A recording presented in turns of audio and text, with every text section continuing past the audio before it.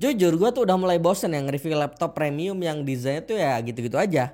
Main aman, warnanya kalau nggak metal silver ya metal hitam.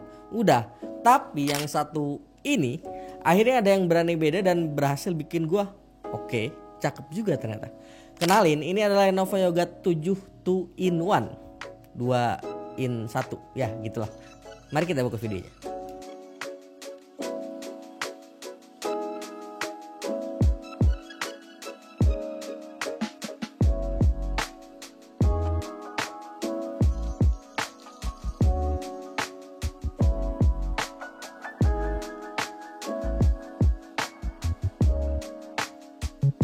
Baik lagi ke intro, gue tuh udah cukup lama ya nggak ngerasa seimpresif ini sama sebuah desain laptop premium yang harganya tuh di 20-30 jutaan.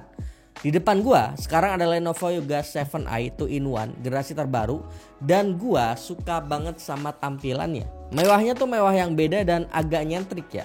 Lihat dan rasain deh. Ini bukan metal dingin biasa, ini vegan leather. Dan saat ini di saat laptop premium lain sebut aja HP Envy, Spectre, Acer Swift dan lain-lainnya main aman dengan bodi yang metal solid gitu aja gitu ya. Lenovo berani tampil beda dan ini yang gue suka. Kompetitor yang macam Asus juga mulai berani mainin material yang namanya Seraluminium di ZenBook mereka yang bikin mereka juga beda.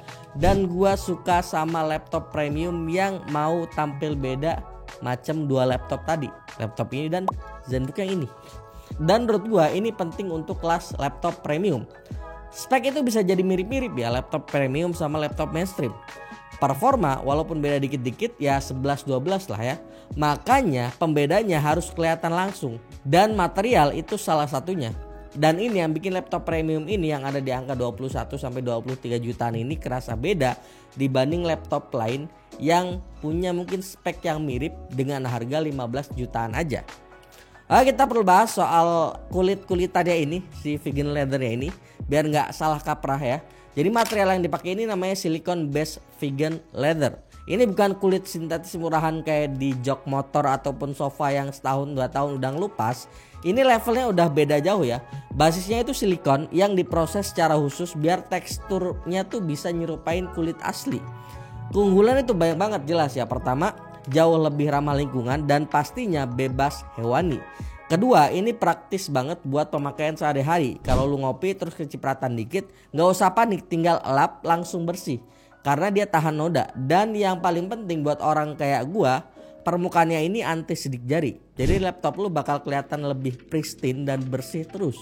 Lu dapat feel yang lembut dan mewah pas disentuh juga. Tapi di saat yang sama material ini juga kuat dan awet buat pemakaian jangka panjang. Jadi ya keren gitu. Selain materialnya, laptop ini juga tipis dan ringan banget, cuma 1,38 kg bobotnya. Build quality-nya gak usah ditanya, Yoga series ini udah solid dan kokoh banget terkenalnya gitu kan. Dan pas dibuka, bam. Layarnya ini salah satu layar OLED terbaik yang ada di pasaran saat ini. Pakai teknologi Pure SiGe yang terkenal, kasih warna yang sangat solid, vivid, tajam, pokoknya udah mantep lah gitu ya. Layarnya 14 inch, resolusinya 2.8K, refresh rate-nya 120Hz yang udah super cerah dengan peak brightness up to 1100 nits dan warnanya color gamutnya udah 100% DCI P3 buat nonton film HDR, ngedit foto atau sekedar scrolling ini laptopnya bener-bener manjain banget si layarnya ini. Dan karena ini layar 2-in-1, laptopnya bisa dilipat jadi mode tablet kayak gini. Dan di paket pembeliannya udah ada stylus yang bisa kalian pakai juga. Portnya juga udah modern, ada 2 port Thunderbolt 4 jadi lu bisa nyambung ke banyak device sekaligus, ngecas atau ke monitor eksternal cuma pakai 1 kabel sekaligus. Masih ada juga USB-A, HDMI, audio combo jack dan micro SD card reader. Ini udah cukup lengkap buat sekelas laptop tipis. Keyboardnya juga khas Lenovo, empuk dan nyaman buat ngetik lama-lama.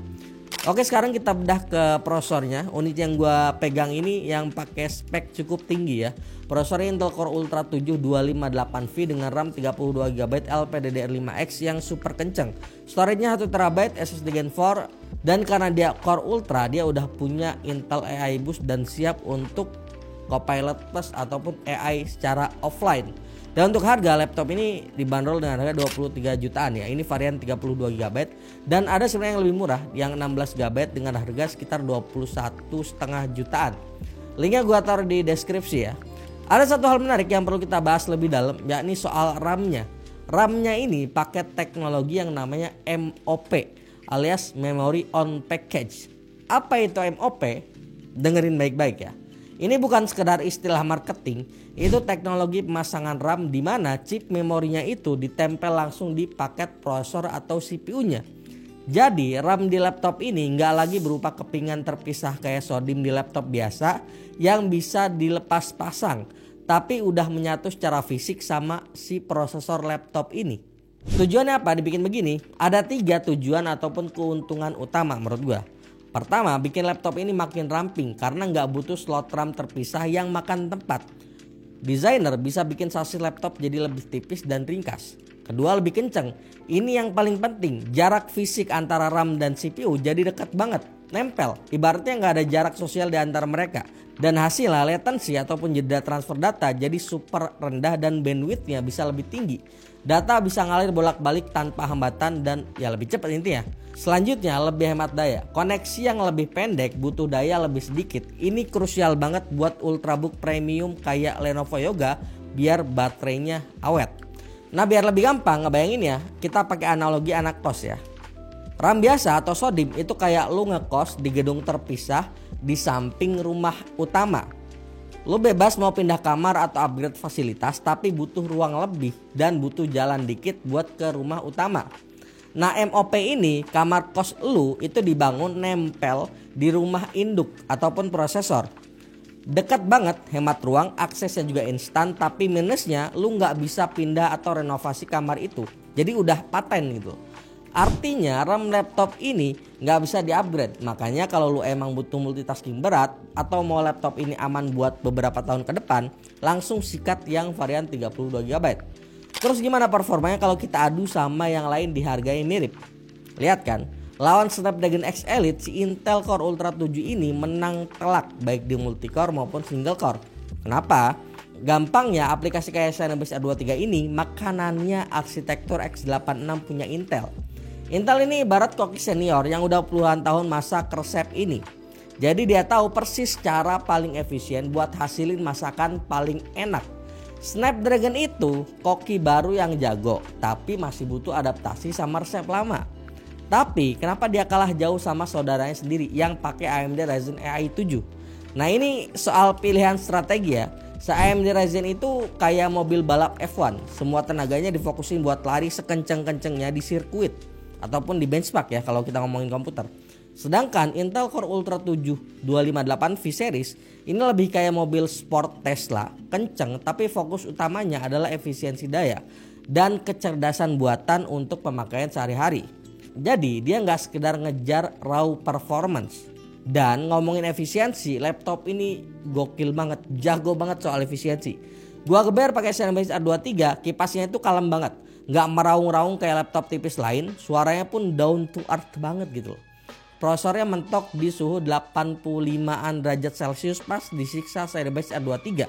Sisanya buat kerja harian dingin banget. Artinya sistem pendingin yang nggak perlu kerja rodi buat ngademin mesinnya karena ya udah adem prosesornya gitu kan. Jadi efisien banget kan ya. Jadi kayaknya nih perancang CPU-nya nih yang developer Intel gitu kan, harusnya bisa diajak gabung ke tim perencanaan tata kota IKN gitu kan. Biar anggarannya nggak bengkak dan hasilnya adem ayem memuaskan gitu. Konsumsi daya juga irit pol. Baterai 70 Wh di laptop ini buat kerja ngetik, browsing, meeting online bisa banget tahan seharian.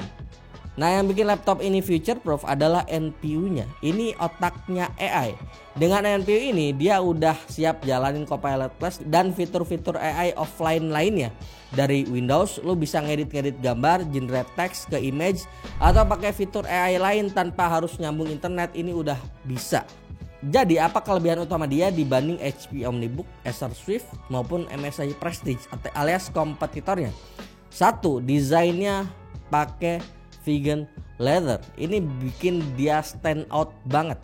2. Layarnya panel OLED 2,8K 120Hz. Ini jadi salah satu laptop dengan layar terbaik di kelasnya. 3. Kesiapan AI. NPU-nya bikin dia relevan untuk beberapa tahun ke depan. Dan 4. Form factor 2-in-1-nya bikin laptop ini lebih fleksibel. Tapi tentu ini punya kekurangan dan ini cukup penting dan agak tricky ya. Karena dia pakai Core Ultra V series yang fokus ke efisiensi, raw performance-nya emang kalah sama laptop lain di kelas harga yang sama yang pakai Core Ultra H series ataupun Ryzen AI series. Jadi kalau kerjaan lu murni butuh performance CPU yang paling kenceng, paling brutal, paling total brutal ya, bukan yang lain. Buat render video berjam-jam, buat desain apa gitu kan berjam-jam, mungkin ada pilihan lain yang lebih kenceng dan kompetitif. So terakhir, buat siapa laptop Lenovo Yoga 7i 2-in-1 ini? Ini bukan buat lu yang cuma ngejar skor benchmark tertinggi. Ini buat lu, buat kalian yang cari paket lengkap, desain premium yang berani beda, layar yang super bagus banget, dan performa yang cerdas, ada AI-nya, dan super efisien buat produktivitas sehari-hari. Dan yang paling penting, siap buat era AI yang udah ada di depan mata. Dengan harga 21-23 jutaan, kalian gak cuma dapat laptop kenceng, tapi juga dapat sebuah statement piece yang fungsional. So, gimana menurut kalian? Tim desain unik dan berbeda atau tim yang asal kenceng aja? Tulis di kolom komentar. Dan jangan lupa like, share, dan subscribe channel ini sebagai bentuk dukungan dan semangat untuk kami. Kunjungi terus spamchannel.com agar dapat melihat perkembangan teknologi khususnya di bidang IT. Join Discord server dan follow sosial media kami di kolom deskripsi. Sekian dulu, gua Yusril. Sampai jumpa di video selanjutnya. Bye bye. Hidup Purbaya.